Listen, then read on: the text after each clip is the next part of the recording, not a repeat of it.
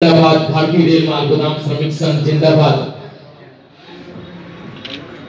भारतीय रेल माल गोदाम में काम करने वाले श्रमिकों का स्थायीकरण के लिए श्रमिक संघ का राष्ट्रव्यापी आंदोलन श्री माननीय मनोरंजन कुमार जी की तरफ से चलाया जा रहा है और बुलंद करने का कार्य किया है श्री माननीय मनोरंजन कुमार जी ने किया है। हमारे राष्ट्रीय प्रभारी हैं जिनकी सोच है कि श्रमिकों को साथ में लेके चलना है। हर जिले हर डिवीजन के श्रमिक मिल के आगे बढ़ेंगे तभी ये संगठन आगे बढ़ेगा। ऐसी सोच के धनी है श्री मनोरंजन कुमार जी भारतीय रेल में और आज हमारे समक्ष है। सर्वप्रथम उनको अंग वस्त्र और माल्यार्पण के माध्यम से सम्मानित किया जाएगा और उसके बाद प्रदेश स्तरीय एक दिवसीय कोर कमेटी बैठक का शुभारंभ हो जाएगा। मैं श्रीमान प्रज्वलन से होता है दीपक प्रकाश का होता है तो प्रकाश ज्ञान का परमात्मा से हमें संपूर्ण ज्ञान मिले, इसलिए दीप प्रज्वलन की परंपरा का निर्वाह करना पड़ता है। खूबसूरत सा प्यार, ये सम्मान हमेशा जिस तरह से श्रमिकों की आवाज को आपने उठाया है उस सम्मान के हकदार एक बार जोरदार तालियां बजा दे जितने भी लोग पीछे विराजमान हैं। आप इस सम्मान के हकदार हैं क्योंकि जिस तरह से श्रमिकों की आवाज को आपने राष्ट्रीय स्तर तक पहुंचाया है।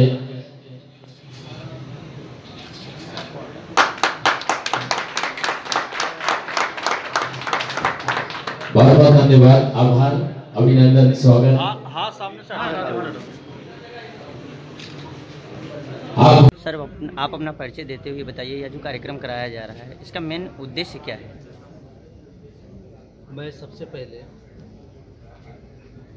आप सभी मीडिया बंधु जो समाज के सबसे अंतिम पंक्ति में गुजर बसर करने वाले मजदूरों की आवाज़ को देश के सभी महानुभावों तक जो आपके माध्यम से पहुंचेगा, इसके लिए मैं सबसे पहले आपका हार्दिक अभिनंदन करता हूं। आज लखनऊ में हमारा northern railway Allahabad zone Gorakhpur zone के अंतर्गत आने वाले सभी वरिष्ठ पदाधिकारियों की बैठक रखी गई। इस कार्यक्रम का मुख्य उद्देश्य 1998 से हमारी संगठन जो है भारतीय रेलवे माल गोदाम श्रमिक संघ जो रेलवे माल गोदाम के श्रमिकों के हक अधिकार की लड़ाई लड़ते आए, इस 26-27 साल के संघर्ष में इस संगठन के माध्यम से और हमारे संगठन के राष्ट्रीय महामंत्री श्री कुमार पासवान जी के नेतृत्व में भारत सरकार के समक्ष कई कैबिनेट का बैठक हुआ, त्रिपक्षीय बैठक हुई, सड़क से लेकर संसद तक में आंदोलन चला। सरकार ने 2014 में जब नरेंद्र मोदी जी की सरकार आई और उससे पहले जब इस देश के अटल बिहारी वाजपेयी जी प्रधानमंत्री थे, सबसे पहला त्रिपक्षीय बैठक हमारा 28 अक्टूबर 2003 को तत्कालीन श्रम मंत्री साहब सिंह वर्मा के नेतृत्व में हुआ। उस समय पहला भारतीय रेलवे माल गोदाम श्रमिक संघ ने इस देश में माल गोदाम के मजदूरों के बारे में उनकी स्थिति, इस देश के लिए महत्वपूर्ण भूमिका सरकार के समक्ष रखी और सरकार ने ये माना कि जब तक रेलवे माल गोदाम के श्रमिकों को हम मुख्य धारा से नहीं जोड़ते हैं, उसको रेगुलाइजेशन नहीं करते हैं, श्रम कानूनों में इसके लिए संशोधन करके इसके लिए जगह नहीं बनाई जाती, तब तक पूर्ण तरीके से न रेलवे का विकास हो सकता है और इतना महत्वपूर्ण स्थान निभाने वाला रेलवे माल गोदाम के श्रमिक जिससे 1 रुपया में 70 पैसे की आमदनी रेलवे को आती है और उसका एक मुख्य धुरी माल गोदाम के श्रमिक है, उसका वाजिब हक अधिकार है, उसको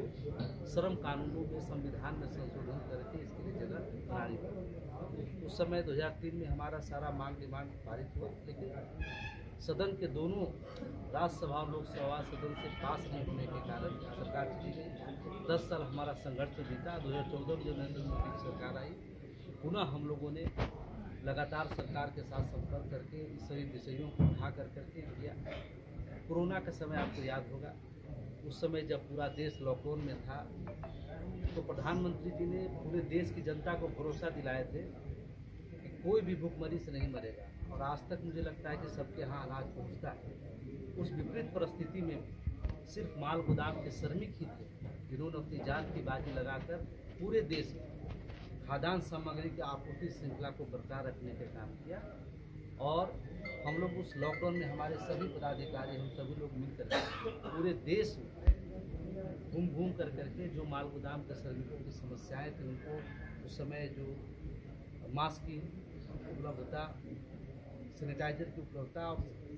विभिन्न प्रकार की जो समस्या हो रही थी उस समय, तो ये पता भी नहीं चलता था कि माल गोदाम का श्रमिक है या कौन है। पहले पुलिस उसको लाठी से मारती थी, फिर पता चलता था कि माल गोदाम के श्रमिक है जो एसेंशियल सर्विस में जाकर के देश के हित के लिए काम कर रहे हैं। तो हमने लगातार प्रधानमंत्री, रेल मंत्री, श्रम मंत्री को उस समय हम रोज ट्वीट करते थे, फोटो भेजते थे, चिट्ठी लिखते थे और उनसे यही मांग करते थे कि आज जिस जज्बे के साथ माल गोदाम के श्रमिक इस विपरीत परिस्थिति में देश के लिए समर्पित होकर काम कर रहा है, हमारा देश जब ये संकट से उभरेगा तो मुझे भरोसा है कि आप भी उसी जज्बा दिल में रखेंगे और माल गोदाम के श्रमिकों को आपका अधिकार देने का काम करेंगे। उसके बाद ये दोनों सदन से, लोकसभा राज्यसभा से दोनों श्रम कानून पारित हुआ। उसमें माल गोदाम के श्रमिकों को पहली बार पहचान मिलने का काम हुआ और 23 मार्च 2021 को हमारी पुनः दूसरी त्रिपक्षीय बैठक हुई, जिसमें 13 मांग हमने सरकार के समक्ष रखा और 13 में से 13 मांग श्रम मंत्रालय ने इसको स्वीकृत किया और उन्होंने माना कि भारतीय रेलवे माल गोदाम श्रमिक संघ जो माल गोदाम श्रमिकों के हक अधिकार की लड़ाई लड़ रही है, उनकी जो मांगे रख रही है उनकी बिल्कुल जायज़ है और रेलवे की तरफ से उनके अधिकार क्षेत्र में जो मांग आता है उसको तुरंत लागू करनी चाहिए। उसके बाद हमारे लगातार रेल मंत्री लगातार अश्विनी वैष्णव जी के साथ बैठक हो रही है और रेलवे बोर्ड के चेयरमैन